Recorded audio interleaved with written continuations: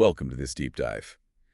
We've taken the stack of scouting reports, union memos, and statistical analyses you sent over regarding Major League Baseball's 2026 automated ball strike system.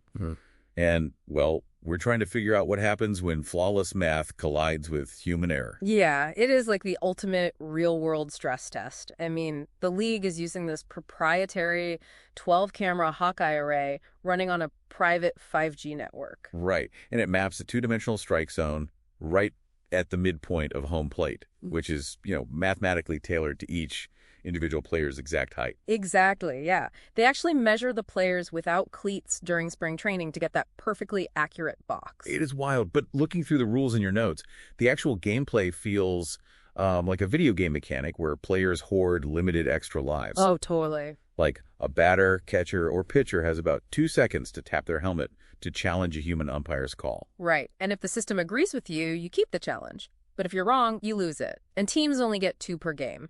Wait, but if this Hawkeye tech is literally 99% accurate, why are we doing this at all? I mean, why not just automate the whole thing right off the bat instead of making players hoard challenges? Well, it all comes down to the human element. The umpires union and the league agreed to this sort of hybrid compromise. Oh, okay. So the human umpire still stands behind the plate, calling every pitch, just to maintain that traditional feel of the sport. Yeah, precisely. The challenge system was really just supposed to be a technological safety net to catch egregious mistakes. A safety net that immediately got tangled up during live games.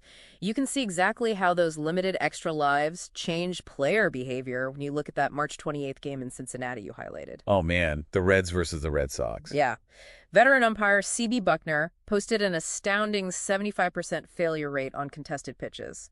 At one point, Reds hitter Eugenio Suarez had to use 2 consecutive successful challenges just to survive a single at-bat. Which is just crazy. Think about what that actually meant for Suarez in the batter's box. He essentially had to defeat the umpire twice before he even got to face the pitcher's 3rd delivery. Right. The system proved Bucknor wrong by literal fractions of an inch of back-to-back. Exactly. But we have to look at why Bucknor failed so spectacularly. I mean, it wasn't just a bad day at the office. We've literally hit a biological wall. Yeah, because processing a 95-mile-per-hour fastball takes the human brain, about 400 milliseconds? Right around there, yeah. So judging if a blurry white sphere clipped a mathematically perfect, invisible 17-inch rectangle, that is a literal coin flip for a human eye. Wow. So relying on limited challenges to fix a biological limit creates a major flaw then.